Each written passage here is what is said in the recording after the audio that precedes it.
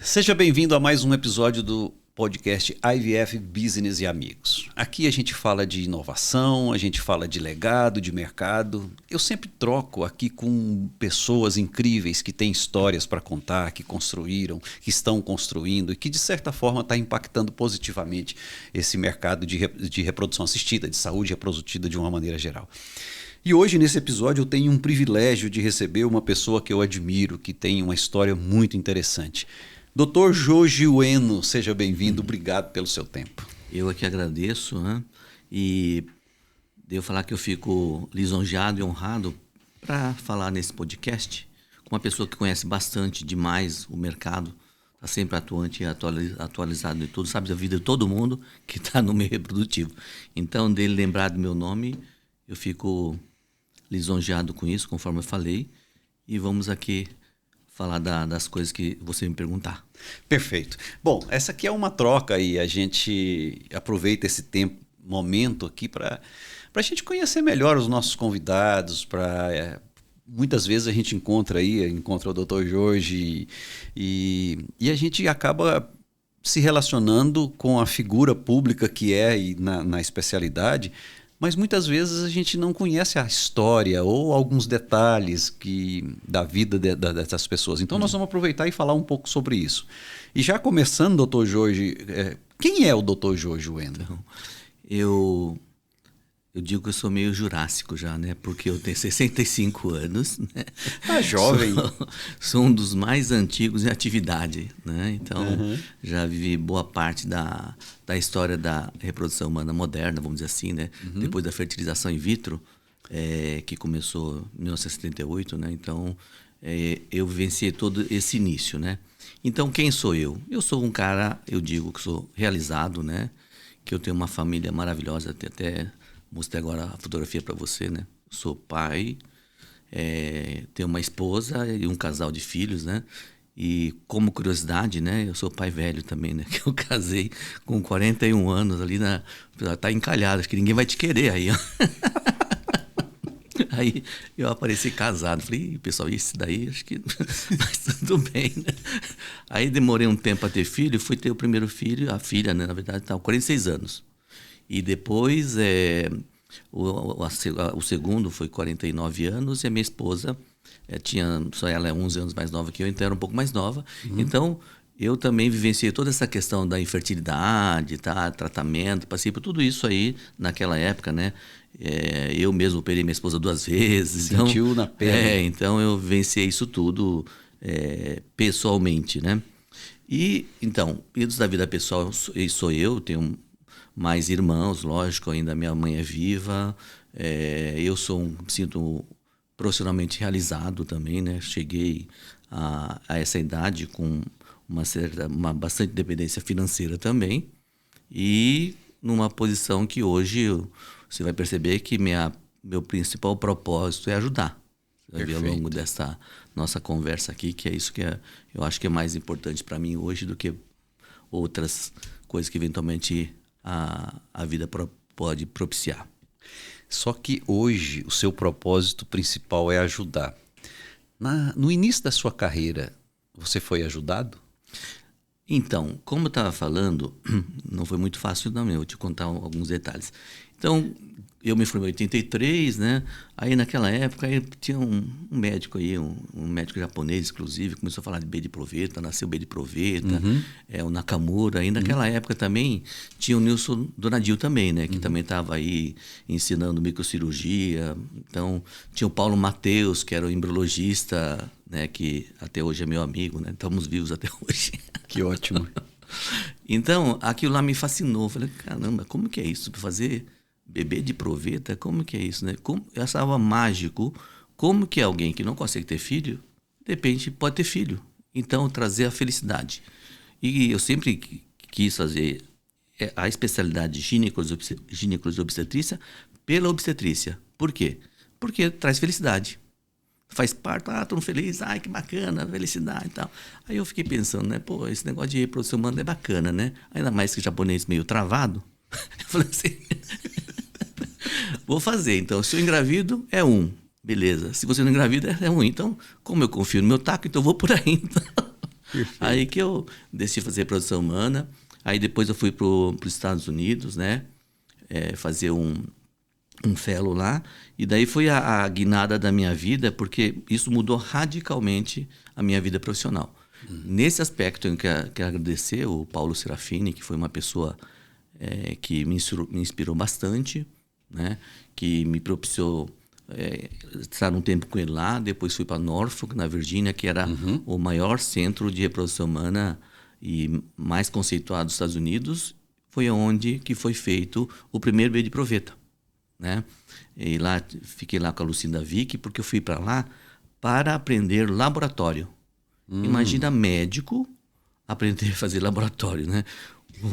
Quem estava lá é o Titan e o Quantran, que eram dois embriologistas lá, e depois a Lucinda Vick. Então, e eu transitando naquele negócio de laboratório, né? Aí eu nem pipetar, eu sabia pipetar direito, né? Eu falei, esse cara deve ser meio retardado. O cara não sabe fazer isso. Aí eu tava lá e o cara batia na mesa assim, falei, o que será? Então, bateu na mesa.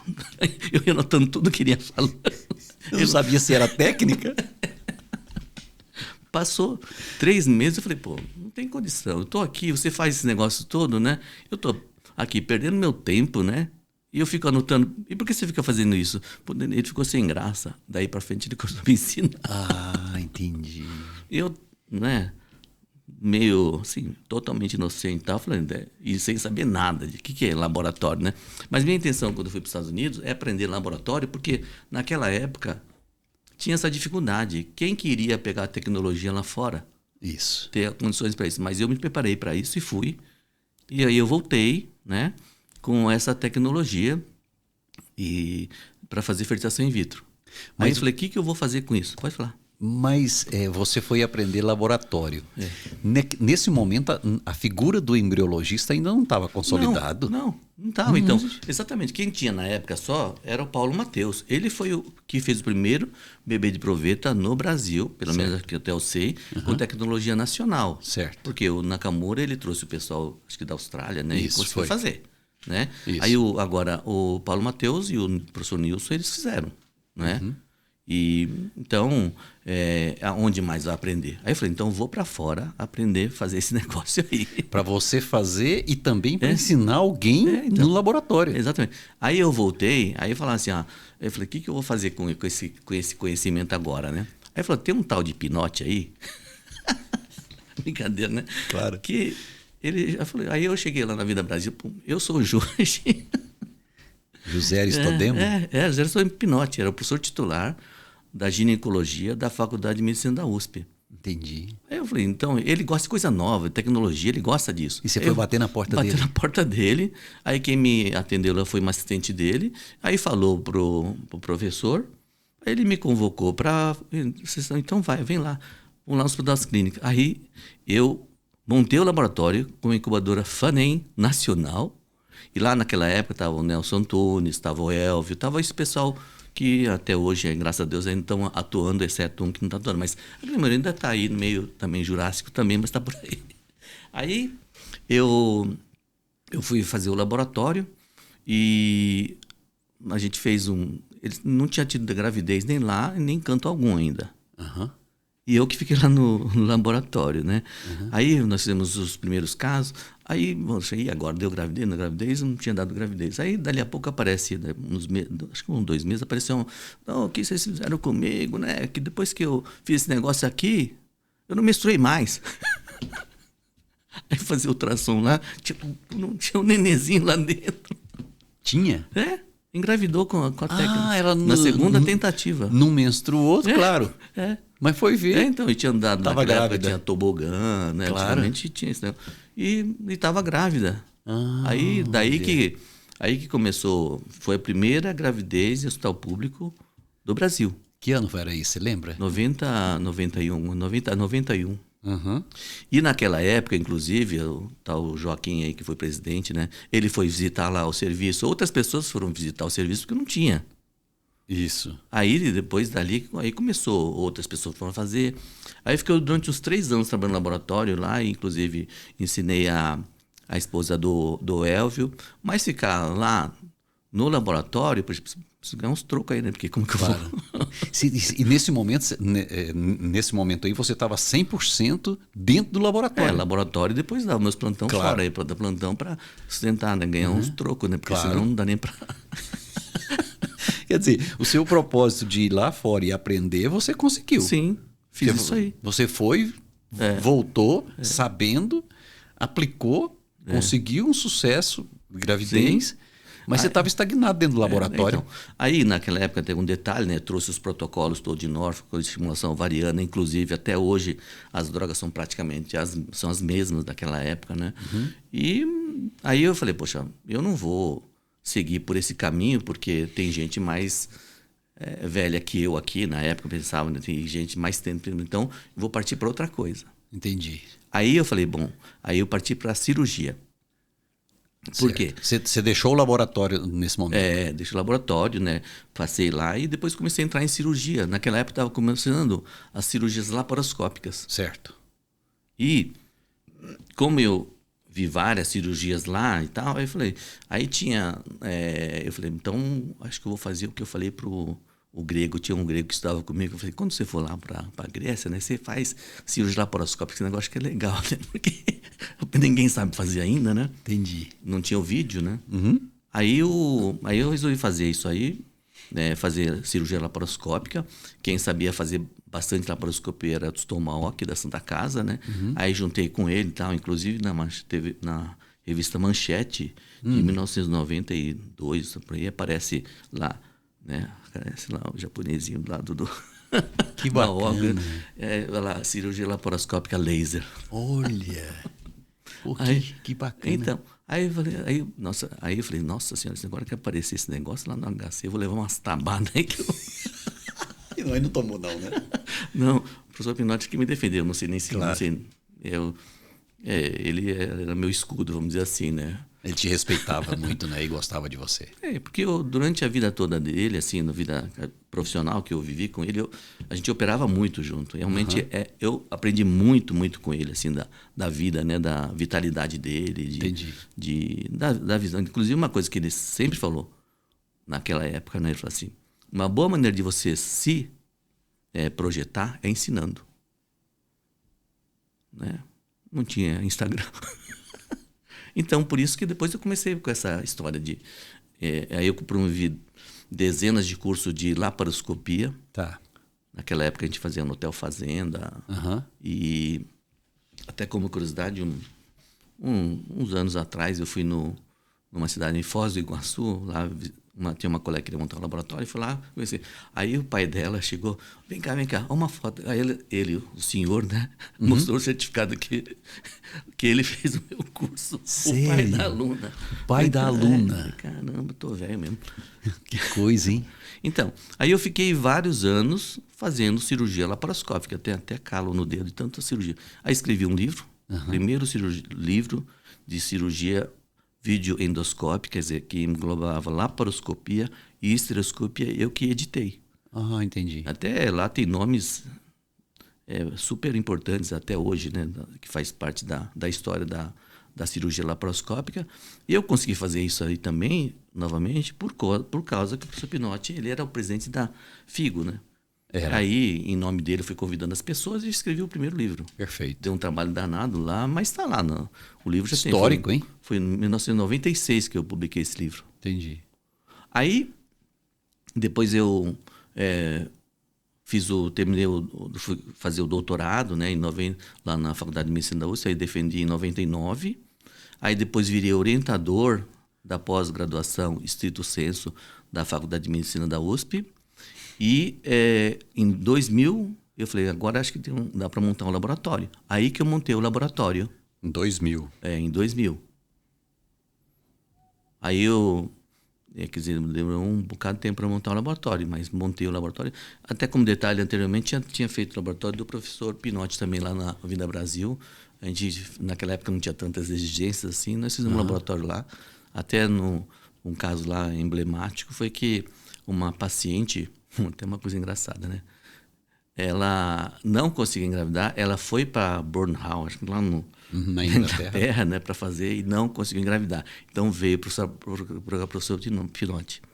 Aí, vai lá eu, né? Expert, né? Consultei e tal, então nós vamos fazer a fertilização aqui na clínica dele.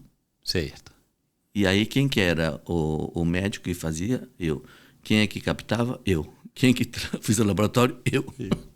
E depois transferia... Eu. Aí com sorte, sabe o que deu? Trigêmeos. Sério? É. E depois sabe o que aconteceu? Ah. Me convidava sempre para o aniversário. Toda vez são 3 presentes. 3 presentes. Pô, é um privilégio. E até, recentemente, até ela ligou para conhecer. Os meninos já têm 30 tantos anos já, entendeu? Pô, que bacana, que história bonita. Cara. Quer dizer, e você ficou, assim, o laboratório, de certa forma, foi a sua grande incubadora ali. Depois você sai, começa a ver outras coisas, começa a ir para a cirurgia, e aí você volta para o laboratório. Mas quando você, pro seu laboratório, em 2000, mas aí você não vai para dentro do laboratório. Não. Mas pelo menos eu sabia como montar laboratório, né? Por isso que eu acabei fazendo isso. Hoje tem alguns laboratórios, né? Acabei partindo para isso também. Entendi. Mas... Para você era fácil fazer isso. Para mim... Porque você vivenciou isso tudo. Há 30 e tantos anos então, eu fiz isso. Ficou fácil. Aí o pessoal fala, o Jorge aí agora fazendo reprodução. Mas eu sempre quis fazer isso. Para mim, assim, é que eu fui fazer cirurgia, peguei gosto, acho que eu tenho um talento para operar, só que eu queria fazer o que eu faço hoje mesmo, você sabe muito bem que eu faço, né? Faz bem. E aí eu resolvi focar nisso, né? Nessa parte de reprodução humana, que eu gosto de fazer isso, de ensinar, fazer curso, as coisas todas que a gente vai falar mais para frente. Mas essa aqui foi a minha caminhada, né? Na realização dessa coisa de reprodução humana. Aí eu vendia bastante essa ideia de restaurar a fertilidade. Boa ideia. Por isso que, como eu operei muito, então a ideia era assim, a gente fazer fertilização in vitro quando teria que ter indicação. Certo. Se é possível restaurar fertilidade, a gente restaura. Operando ou, se não, faz fertilização in vitro. O que está acontecendo atualmente, não sei se está percebendo, está diminuindo as cirurgias. Tá. Por que está diminuindo as cirurgias? Por quê? Endometriose a gente opera pouco. Tem as indicações de operar, porque 50% das pacientes que vêm no consultório de reprodução humana têm endometriose. E a gente raramente opera. Por quê? Porque tem outras maneiras de você conseguir gravidez sem operar. E o que está acontecendo também? Poxa, inseminação intrauterina. O limite são 38 anos. Certo. Mais 38 anos mais, custo-benefício de fazer a inseminação não vale a pena. E como as mulheres estão vindo com mais que essa idade, então por isso quase não tem cirurgia para restauração da fertilidade, né? E por isso que aumenta os casos de fertilização in vitro. É verdade. É isso que está acontecendo atualmente. E é isso mesmo. Com a cirurgia, né? Você pode ver várias pessoas que você sabe que antigamente operava bastante, agora opera menos. Opera menos. Quando foi? Você lembra o ano quando pela primeira vez você trouxe esse conceito e a palavra restaurar a fertilidade? Não, foi justamente nessa fase aí que eu operava bastante, inclusive fui chefe do Hospital Pérola Byton, da parte de laparoscopia e estereoscopia durante vários anos lá. E eu desenvolvi até uma técnica de reversão de laqueadura, né? E porque lá tinha bastante, né? Que na verdade em clínica privada quase não tem. Mas até fazer a reversão de laqueadura com instrumental comum, mostrando que o sucesso dependia mais de fazer uma cirurgia atraumática do que propriamente a microcirurgia. Você precisa tomar os cuidados microcirúrgicos. Então, não deixar secar, não pinçar forte, não botar gás lá. Se você fizer isso, a taxa de gravidez é bastante alta. É que hoje, realmente, acaba que a gente faz muito ou nem chega a fazer reversão de laqueadura porque a fertilização in vitro ficou muito mais popularizada, tem em vários lugares. Quando você resolveu abrir o seu laboratório, não tinha tantos embriologistas disponíveis assim. Sim. E você não ia mais lá para dentro do laboratório. Uhum. Como é que foi para ensinar e arrumar alguém para ficar lá que você confiasse? Então, sabe quem foi o meu primeiro Não, embriologista? não. Paulo Mateus. Foi. Foi o primeiro embriologista meu, quer dizer, eu tive a honra de ter o cara que fez o primeiro bebê de Proveta no Brasil, até onde eu sei. Uhum. Ele que fez meu primeiro laboratório lá em 2000. Nossa, que bacana, cara. Aí a gente teve gravidez e tal, aí foi. Aí, aí teve outras pessoas que chegaram, você sabe, depois o Paulo foi para o Nordeste e tal, né? Então, mas ele que começou toda essa história com a gente, né? Então a gente tem uma história bem antiga em relação. Eu tenho certeza que um monte de coisa que eu estou falando você não está sabendo. E o Brasil também não sabia. Não. E olha que eu já conversei, tem um episódio aqui só com o Dr. Paulo Mateus. Ele contou um pedacinho só dessa história, mas ele passou rápido e foi para o Nordeste. É. Ele falou, eu tive a oportunidade de trabalhar e abrir vários laboratórios, alguns muito importantes e tal. Ele chegou a citar que eu trabalhei com o Jorge, mas não especificamente. No seu caso aqui, sim, você tinha uma vivência muito forte no laboratório. Você foi para Norfolk, vivenciou isso tudo, você abriu o laboratório num serviço público, obteve gravidez lá e tudo, e aí abre o seu laboratório, mas você não ia ficar lá dentro, fazendo tudo. Na verdade, como eu te falei, assim, minhas habilidades eram outras. É diferente a habilidade que se faz, que tem que ter o embriologista do médico. Entendi. O pensamento é diferente. É totalmente diferente. Então, por isso que eu falei, médico trabalha no laboratório não dá muito certo não. Mas que bom que deu certo e, de certa forma, isso foi a base do seu sucesso e continua sendo, né, ter um bom laboratório, né, uma boa formação.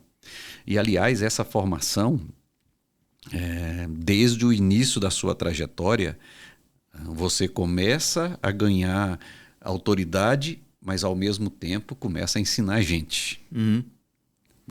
Quando foi que surgiu o Instituto Gera? Então, na realidade, assim, o Gera, de fato, apareceu em 93, e para quem não sabe, né, chama Grupo de Endoscopia e Reprodução Assistida. Certo. E naquela época, como assim, eu queria fazer uma coisa fora da faculdade, lá da USP, porque lá na USP tinha bastante gente que precisava sobressair. Eu falei, eu vou chegar e querer aparecer por aqui? Não. Aí eu montei algo à parte. E naquela época, quem que era o grupo de endoscopia e reprodução assistida? Era o Vilmão de Freitas, né?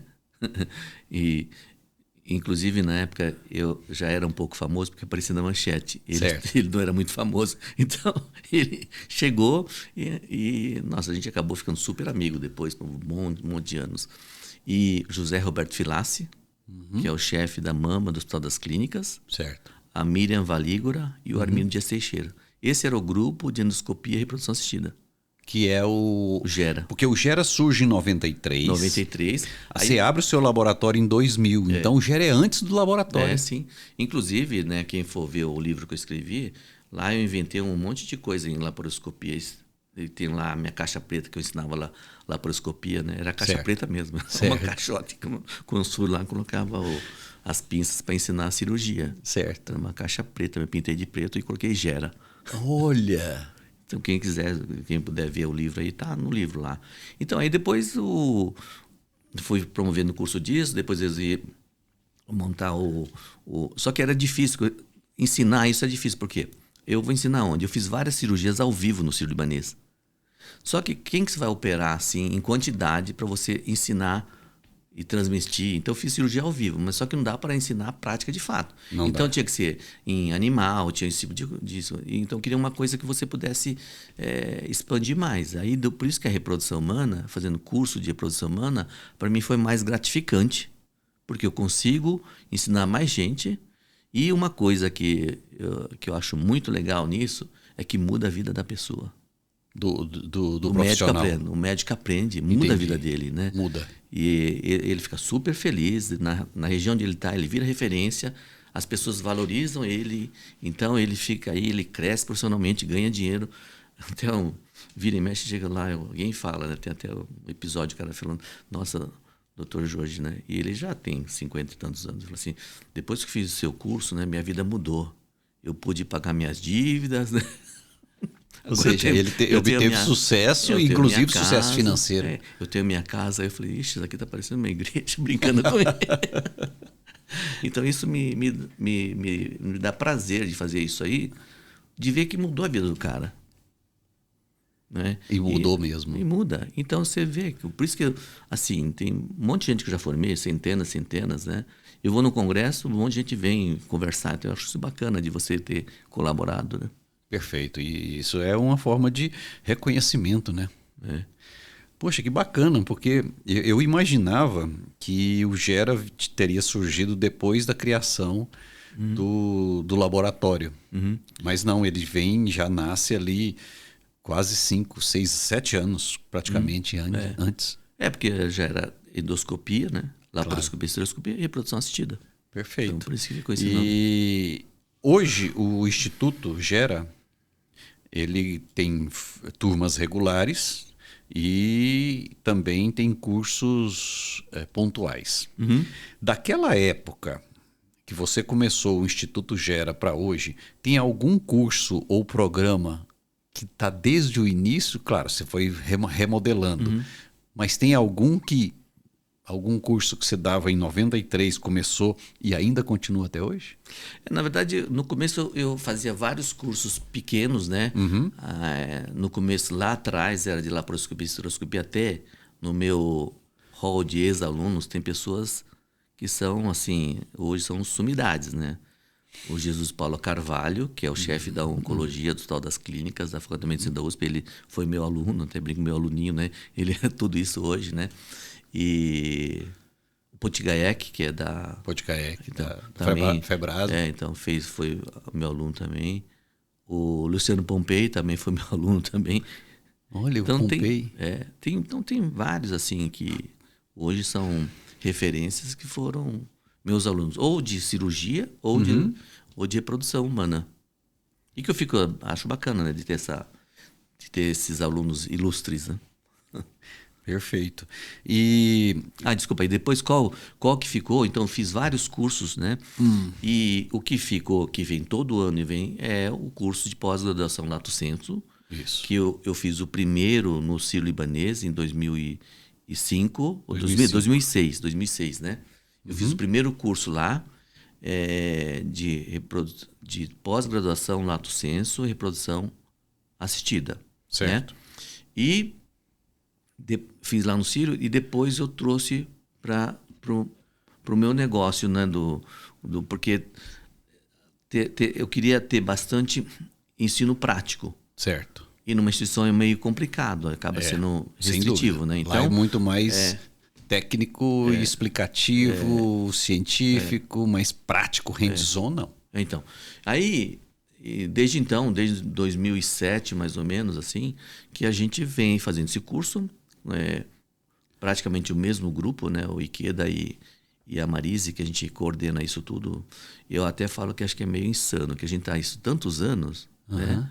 E a gente faz esse curso tantos anos mesmo. Quem vê que a gente fica quinta, sexta e sábado o dia todo, durante 10 meses. Se você contar, né, são 30 dias no ano. Se você contar que tem 18 anos esse curso, quanto tempo que a gente não ficou? Nossa Senhora. É uma vida. Por isso que é difícil alguém que vai se propor fazer esse curso, porque porque a gente faz isso há tanto tempo que fica meio... Faz parte da nossa vida fazer isso, né? E talvez por essa proximidade e esse relacionamento, compromisso que você consegue estabelecer com o time que está com você, o time e as pessoas, no caso os alunos, é que se beneficiam tanto e o exemplo, o propósito acaba impactando e mudando a vida dessas pessoas. Eu acredito que sim, acho que eles veem a dedicação e acabam gostando mesmo. Aí fica como se fosse uma família, assim, né? Por isso assim, o pessoal vê que eu tenho uma vida meio paralela, você não se relaciona com outras pessoas. É que eu fico tão ali no meu mundinho ali... Trabalhando. Que fica ali, né? Até você me falou, você tem que, né? Tem que circular. Fico lá, não. Tem que falar com gente. Mas você gosta, né? que, assim, Você minha gosta vida, de trabalhar? Eu acho que parece, né? Eu acho que não. É que o pessoal lá Te dá prazer? Mas eu podia aposentar, tanto pela idade, né? Até curiosamente eu fui no Japão esse final do ano. Aí fiquei sabendo lá que as pessoas aposentam com 60 anos, compulsoriamente. Quando ele é funcionário, ele tem que aposentar aos 60 anos. Eu tô com 65, não tô aposentado ainda. Mas na verdade estou aposentado, né? Do Hospital das Clínicas estou aposentado, né? Mas é que assim, há tanto tempo que a gente faz isso aqui, e eu acho, como eu falei, eu acho muito bacana de você poder ajudar, de você fazer com que transmitir para as pessoas e as pessoas evoluírem com isso aí. Eu acho, assim, eu não vejo muita graça. Eu tenho apartamento na praia, faz meses que eu não vou. Não vejo muita graça de ficar lá na praia. Vai pra praia tomar uns goró lá e tal. Não vejo muita graça nisso. Eu vou porque agora nem vou tanto, né? Eu ia mais anteriormente quando as crianças eram pequenas. Agora as crianças estão adolescentes, né? E aí mais? Não querem ir, não querem nem ficar com a gente. Isso é verdade. Ô Jorge, e você, assim que você abre a sua clínica, eu percebi que você, em algum momento, você investiu em democratizar a reprodução. Exatamente. Então, essa coisa de querer fazer, ajudar e tal, né? E aí a gente percebe, todo mundo sabe que tratamento de reprodução humana é caro. Né? É caro desde o medicamento ou a mão de obra também. O médico acaba sendo uma mão de obra diferenciada, que tem um custo isso aí, Tem né? custo. Aí que surgiu a ideia, né, de fazer o Projeto Girassol. Na verdade, não chamava Projeto Girassol no começo, nem sabia que nome que é. É que eu fui dar uma aula lá em Luanda, né, na Angola, e tem Clínica Girassol. Tem. Então, eu acho Não lembro bonito se o tem girassol, mais. então. Achava bonito girassol. Aí eu fui ver no Google, está relacionado com fertilidade. Que ela acompanha, né, Não sei, a luz tá escrito, solar. Aí tá escrito, então eu falei, achei bacana. Aí bolei esse projeto de girassol, que é o quê?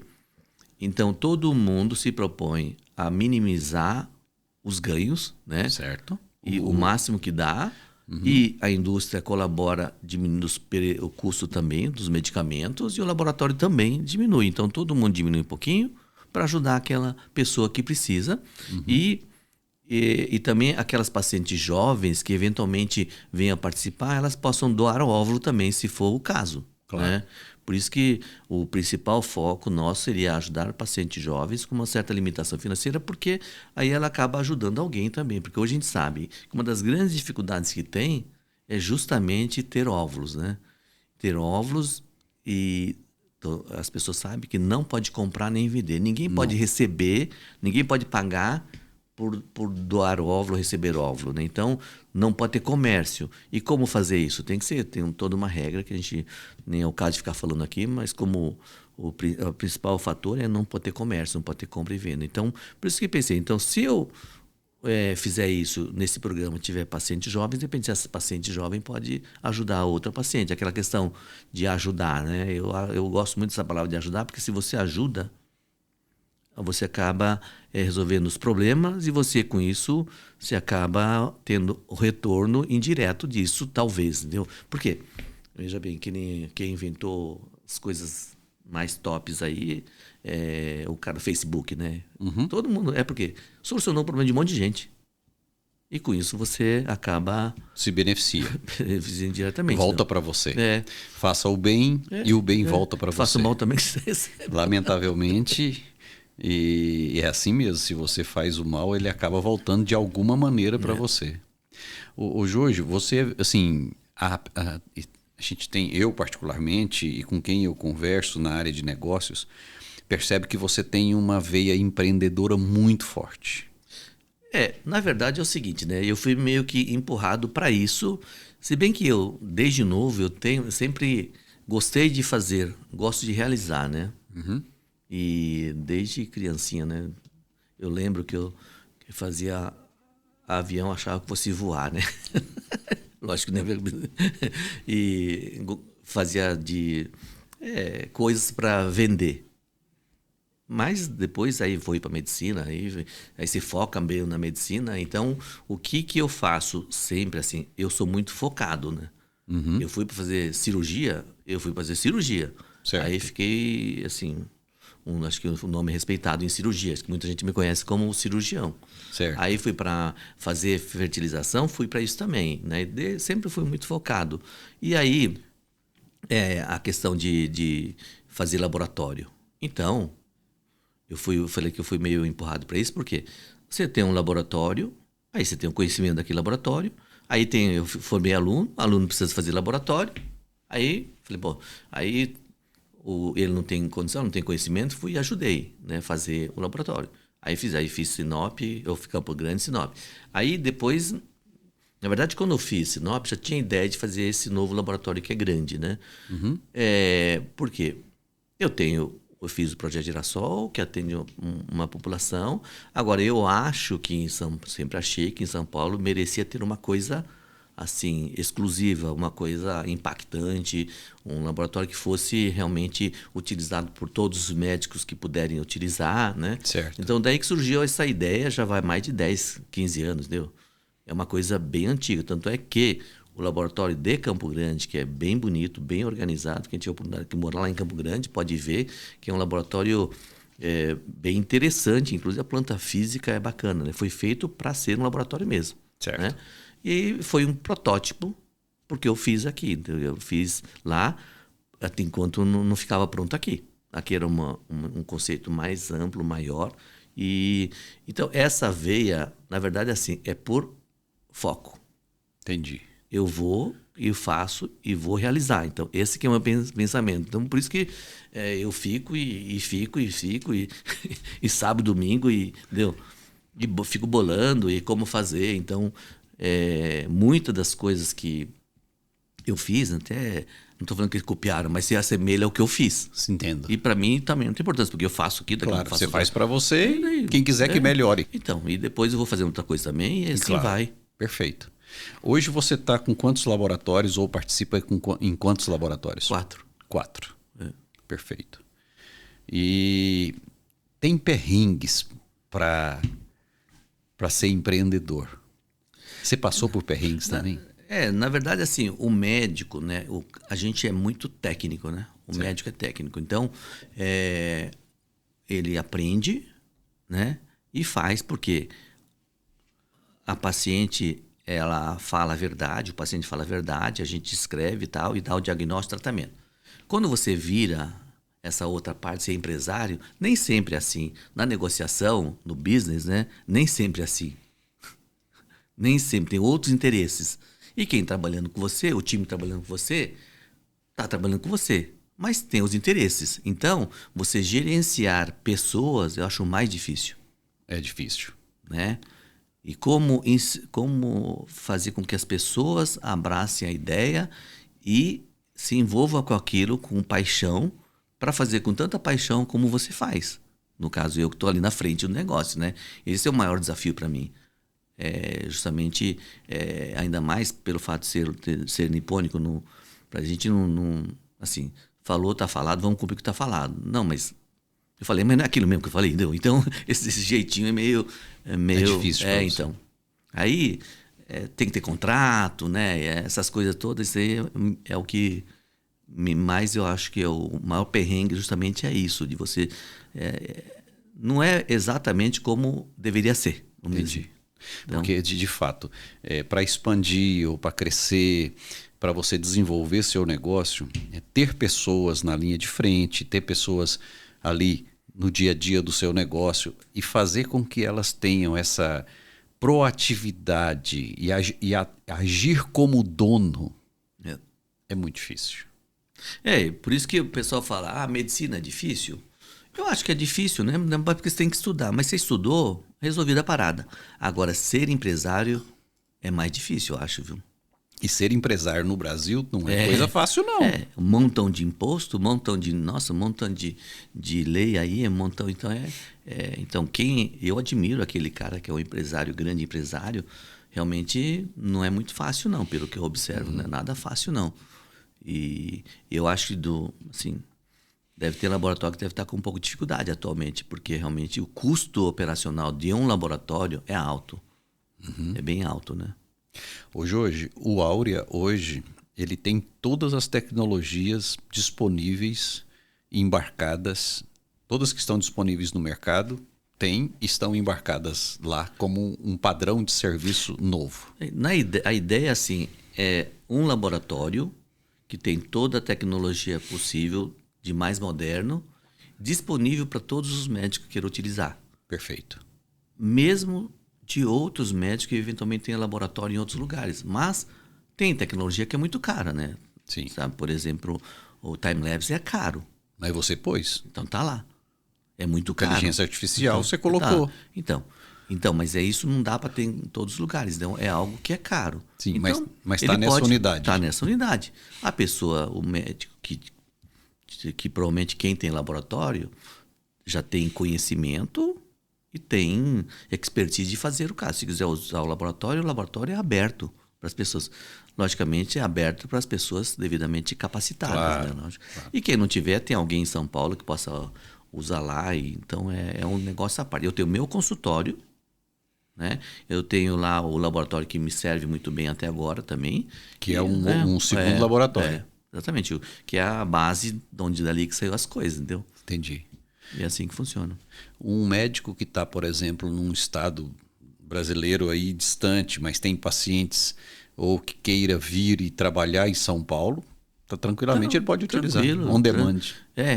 E se por acaso ele tiver algum colega dele aqui em São Paulo, fica inteiramente à vontade de utilizar. Logicamente, eu estou falando assim, a pessoa precisa ser devidamente capacitada, ter conhecimento, porque acho que quem me conhece ao longo dos anos, né? Claro. As pessoas sabem que qualquer coisa perto que é ilegal, ilícito, não estou dentro, eu estou fora disso aí. Então, sem dúvida, tendo tudo correto, pode utilizar. Aquilo lá eu não fiz para mim, eu fiz para a comunidade médica, uma maneira de retornar isso para a sociedade, né, sem demagogia. Por isso que eu tenho o Projeto Girassol, tenho, né, o laboratório, né, e eu faço todo esse negócio e ensino para um monte de gente que queira, né, o pouco que eu sei eu falo mesmo. O que eu não sei, eu não sei. O que eu puder fazer, eu faço e ajudo também, sem problema nenhum. Qualquer profissional devidamente habilitado que tenha interesse de ir lá e conhecer, simplesmente para ir lá e conhecer inicialmente, pode? Pode, sem problema. Eu tenho o maior prazer de receber, né? E ver, se quiser ver, sem problema nenhum. Tem seu time lá de recepção que vai recepcionar esses profissionais todos? Sim. Perfeitamente. Sim. Hoje, e mercado? Vamos falar um pouco desse mercado. O que a gente percebe? Paciente infértil, continua sendo a base do mercado. Nós temos problemas de acesso, congelamento de óvulos cresce, mas cresce pouco, oncopreservação pouco, LGBTQ cresce, mas também tem suas limitações. Enfim, qual é a sua visão desse mercado hoje e para o futuro? Que vai aumentar o número de pacientes inférteis ou que desejam preservar a fertilidade, vai aumentar, a população vai aumentar. E o número de profissionais também que vão tratar disso vai aumentar também.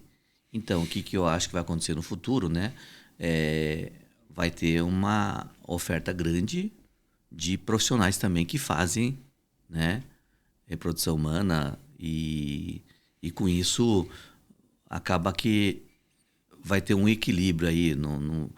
Hoje eu acho que ainda está bastante caro, né? Eu acho que não é que merece ou não merece, né? Mas como tem tantos profissionais, acaba sendo um valor bem expressivo que o médico pode cobrar. Mas certo. Com o aumento, isso aí vai acabar, né? Meio que... Então, o que eu acho que vai acontecer? Vai prevalecer a arte médica. O que é isso?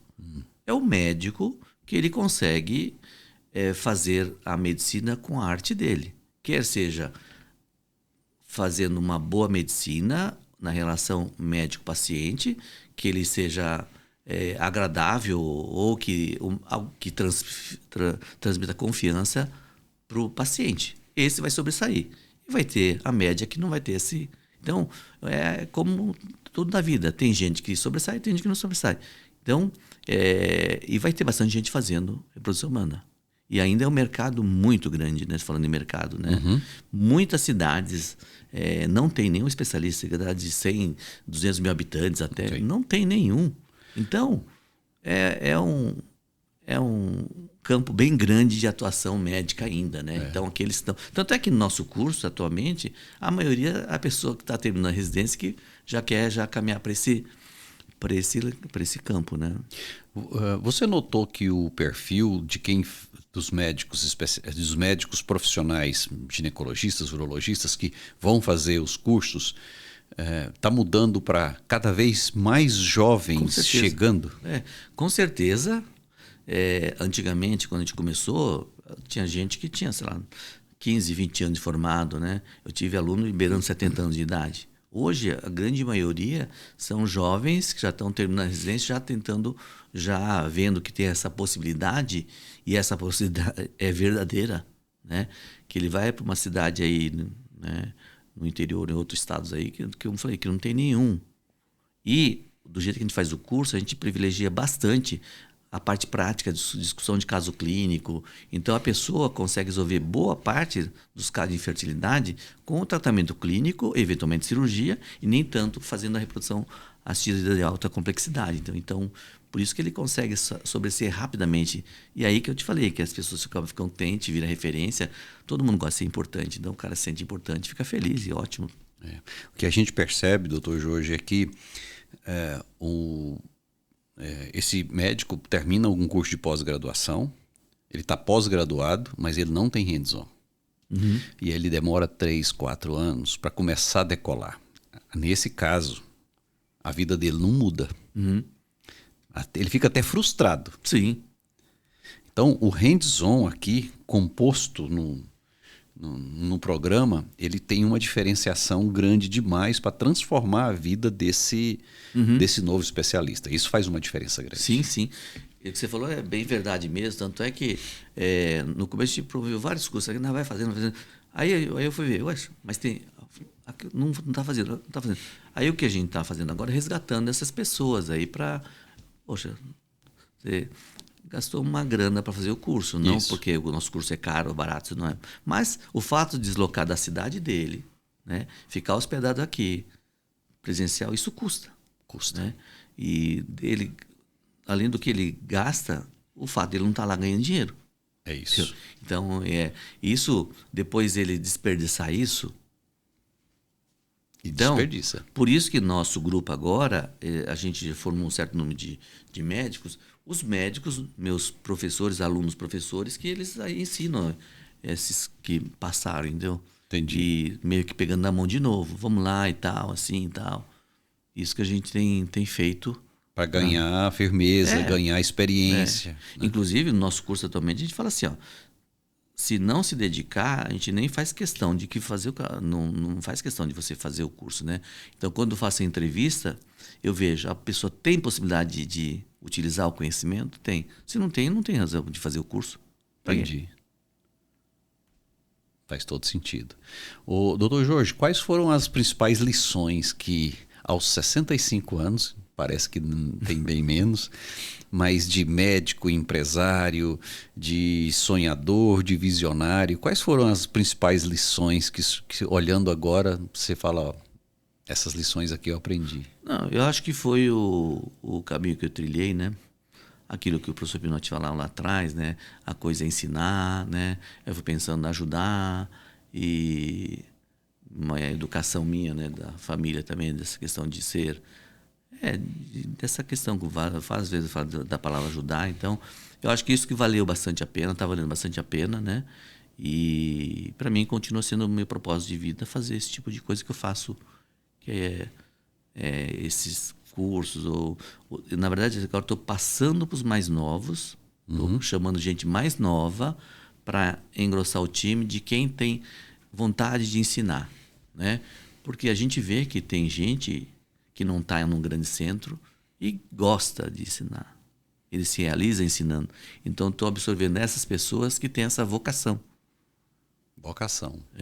E o cara faz online hoje, ótimo. Então, eu tenho assistentes meus que tem lá do sul até o Nordeste, entendeu? Então, que eles contribuem com a formação dos alunos que estão mais novos, pelo menos na carreira, né? Como especialista e empresário nesse mercado, o que você espera aí para os próximos anos de reprodução assistida? O que vai acontecer, na minha opinião, né? Vai continuar crescendo o mercado, vão aparecer novas tecnologias que o laboratório vai ter que incorporar. Por isso que laboratórios pequenos vai ser difícil sobreviver, né? Se não tiver algum jeito de incorporar essas tecnologias. Ou se não, por isso que eu pensei na questão do laboratório central aqui em São Paulo, né? Certo. Que possa contar com essa tecnologia, né? Eu não tenho aqui, mas eu tenho meu parceiro lá que tem. Certo. E alguém que não é nenhuma bandeira, é do colega mesmo. Então, é isso que eu pensei. E por isso que eu quero que nesse laboratório, no Aura, tenha tudo que tem de top, tudo que tem de moderno, que possa ser útil para os médicos à distância. Porque se houver mais tecnologia mais cara, é difícil acompanhar. Vai ser difícil acompanhar. Vai ser. E vai ficar caro. E caro. E do ponto de vista regulamentar aí das leis, as exigências cada vez mais e mais difíceis. Entrando aqui na nossa fase final aqui de bate-papo, o que você pensa aí de futuro em termos de investidores? Possivelmente eles já devem ter te procurado, mas você tem um modelo definido já que você está expandindo o seu negócio? Você acha que vai ter o espaço dos investidores, vai ter aqueles que não vão estar nos grupos e como vai ser isso? Na verdade, isso é uma dúvida que eu tenho. Talvez você até tenha mais conhecimento em relação a isso, né? E você sabe que o que eu queria fazer, eu fiz. Certo. Que é esse negócio, esse ecossistema todo que eu fiz. Certo. Né? Que um alimenta o outro, que do jeito que você conhece bem. Agora, se vai dar certo ou não essa consolidação do mercado, realmente eu não sei. Eu não sei se isso vai, porque a gente ouve aqui, ouve ali, tem gente que fala que está indo bem, tem gente que está mal, e não sei se... O que eu sei, assim, né? A medicina no Brasil é diferente da medicina europeia, que é diferente da medicina americana. Aqui, o médico tem sua importância. A relação médico-paciente é importante. Nos países que eu te falei assim, europeus, é meio distante. Isso. Né? Então... Talvez lá seja mais fácil fazer esse tipo de consolidação na parte de reprodução humana. Porque a mulher, o casal, ele é muito sensível, ele está fragilizado. Será que ele vai sentir bem entrando numa esteira? Não sei. Então, tenho minha dúvida. Eu não sei mesmo. Então, por isso que eu falei, o que eu queria fazer é isso que eu queria fazer. Daqui para frente, eu preciso incrementar o negócio e por uma coisa que eu tenho prazer e gosto de fazer. Então, para mim, não é não estou sofrendo, estou sofrendo por causa disso. Não estou sofrendo. Graças a Deus, financiamento é compensado, né? Por isso que aos 65 anos é que eu ainda continuo fazendo. Diferente de quando você tivesse, sei lá, 30, 40 anos de idade e querer fazer uma coisa que ainda não deu tempo de você acumular, não deu tempo de você se planejar e talvez você tenha até que vender para justamente, né, não ser engolido, né? Mas, por enquanto, para mim, eu estou aqui tranquilo, né, de fazer uma coisa bacana. Agora, se eu vou vender, não vou vender no futuro, já é outra história. Eu quero fazer o que eu quis fazer e eu acho que está indo bem. E até agradeço a oportunidade de estar falando aqui com você, né, e para a gente poder divulgar o trabalho. Perfeitamente. Muito bom. Nosso tempo aqui passa rápido. A conversa está fluindo muito bom, está gostosa. Para você que está assistindo esse episódio, aqui no canal a gente já está com, nesse exato momento, mais de 30 outros episódios que eu convido você a conhecer. Se você gostou deste conteúdo, se lembrou de alguém, quer compartilhar, compartilhe, comente, fique à vontade. É sempre um prazer para a gente poder fazer essas reflexões, conversar com gente que já construiu e está construindo este mercado. Para nós isso aqui é muito interessante. Doutor Jorge, palavras finais aí do nosso bate-papo.